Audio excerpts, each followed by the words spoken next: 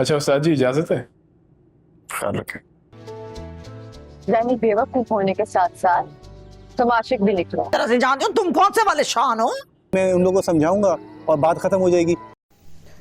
السلام علیکم ناظرین، آج میں عشق مرشد کی نئی ایپیسوڈ کے ریویو کے ساتھ آپ کی خدمت میں حاضر ہوں، جس میں ہم دیکھتے ہیں کہ سلمان صاحب فضل بخش کو بالکل اپنے بیٹے کی طرح ٹریٹ کرتے ہیں، لیکن شبرا فضل بخش کی وجہ سے بہت زیادہ اریٹیٹڈ ہے، وہ اس کو گھر سے نکالنا چاہتی ہے. ادھر شامیر کا باپ اس کو فون کر کے پوچھتا ہے کہ پہنچ گئے، اور وہ جھوٹ بولتا ہے ہاں جی میں پہنچ گیا، اور یہاں پہ موسم بھی بہت اچھا ہے. اور ہم دیکھتے ہیں کہ فضل بخش ہر وقت شبرا کے پیچھے پھرتا رہتا ہے، اس پہ نظر رکھتا ہے، اور پھر اس سے پوچھتا ہے کہ میں یہاں سے چھوڑ کے چلا جاؤں، میں آپ کو بہت زہر لگتا ہوں. تو وہ کہتی ہے کہ ہاں چلے جاؤ یہاں سے، لیکن کہتا ہے کہ مجھے ایک ہفتہ دے دیں پھر میں خود ہی چلا جاؤں گا.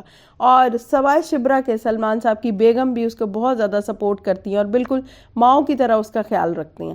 پھر ہم دیکھتے ہیں کہ وہ آفس میں بیٹھا ہوا ہوتا ہے، کبھی پی این کو پیسے دیتا ہے کہ اس کی اچھی ریپیوٹ قائم کر دے، کبھی کسی کو پیسے دیتا ہے، اور کیونکہ اس کو پتہ ہی یہ ہے کہ پیسے دے کے دوسروں سے کام کروائے جا سکتے ہیں. اور آفس والے بھی اس کا مذاق اڑاتے ہیں کہ تمہیں سچی محبت حاصل کرنے کے لیے بہت زیادہ پاپڑ بیلنے پڑ رہے ہیں، اور وہ کہتے ہیں ہاں ایسا ہی ہے، دعا کرو کہ میں اپنے سسر کو پسند آ جاؤں. اور وہ اس سے کہتا ہے کہ لگتا ہے تمہارے سسر سلمان صاحب کی طرح ہے، تو وہ ہنس پڑتا ہے. پھر ہم دیکھتے ہیں کہ شبرا فضل بخش کو فون کرتی ہے اور اسے ایکسکیوز کرتی ہے کہ نہیں وہ یہاں سے نہ جائے، کیونکہ اس کے پیرنٹس اس کو بہت زیادہ پسند کرتے ہیں.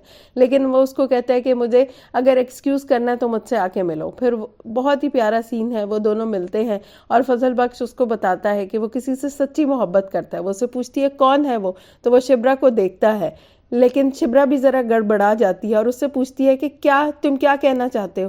تو وہ کہتا ہے کہ وہ تمہارے پیچھے ایک بائک کھڑی ہے، وہ مجھے بہت پسند ہے، اس کے لیے میں نے کمیٹی ڈالی ہے. تو ناظرین یہ بہت ہی پیارا سین تھا، لیکن اس میں ہیرو کے ایکسپریشنز تو بہت ہی اچھے ہیں، جو آنکھوں سے ہی ساری باتیں سمجھا دیتے ہیں.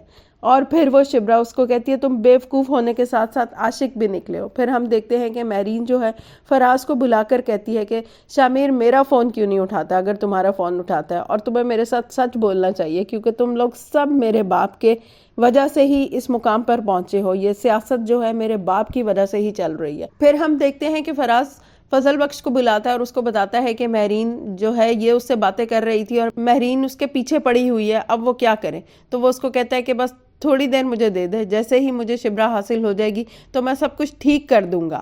پھر ہم دیکھتے ہیں کہ سکینہ کی ساس جو ہے وہ آگ بگولا ہو کے ان کے گھر آ جاتی ہے، خوب بےزتی کرتی ہے اپنی بھابھی کی، اور یہ دھمکی دیتی ہے کہ اگر میرے بیٹے کو کل تک کوئی نوکری نہ ملی تو میں طلاق بھجوا دوں گی. تو ناظرین یہ دیکھ لیں، سگے رشتے بھی اس طرح ہوتے ہیں. وہ بھی اس نے اپنے بیٹے کا رشتہ صرف اسی لیے اپنے بھائی کی بیٹی سے کیا کہ اسے سرکاری نوکری ملے گی، اور اگر نہیں ملے گی تو وہ پھپھی ہونے کے باوجود اتنی ظالم ہے کہ وہ کہتی ہے کہ میں یہ نکاح ہی ختم کر دوں گی، طلاق دے دوں گی. پھر فضل بخش جو ہے وہ اپنی آنٹی کو بہت زیادہ تسلیاں دیتا ہے اور کہتا ہے کہ سب کچھ ٹھیک ہو جائے گا. پھر ہمیں پتہ چلتا ہے کہ شبرا نے CSS کے پیپرز میں ٹاپ کیا ہے، اور وہ اپنے باپ کو بتاتی ہے اور وہ دونوں مٹھائی کا ڈبہ لے کے گھر آتے ہیں. لیکن ماں کا موڈ سخت آف ہوتا ہے اور وہ کہتی ہے کیا صرف شبرا ہی آپ کی بیٹی ہے، سکینہ آپ کی بیٹی نہیں ہے؟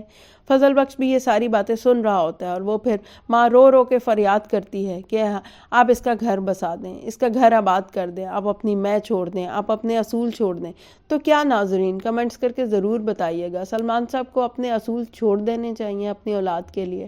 کیا اس ملک میں یہی چلتا رہے گا، کرپشن رہے گی، لوگ سچ بولنا اور صحیح کام کرنا نیک نیتی سے چھوڑ دیں گے؟ پلیز کمنٹس کر کے ضرور بتائیے گا. پھر ہم دیکھتے ہیں کہ شبرا بھی بہت پریشان ہو جاتی ہے. پھر نیکسٹ پرومو میں ہم دیکھتے ہیں کہ فضل بخش شبرا سے کہتے ہیں ایک کپ چائے بنا دو، صبح سے میں نے کچھ نہیں کھایا. تو وہ کہتی ہے پھپھو آ رہی ہے نا تو تمہیں بھی ان کے ساتھ ہی چائے ملے گی. پھر ہم دیکھتے ہیں کہ پھپھو آ جاتی ہیں اور فضل بخش ان کو بھی دھمکی دیتا ہے اور وہ اس پہ ہاتھ اٹھانے لگتی ہیں تو ان کا ہاتھ روک لیتا ہے.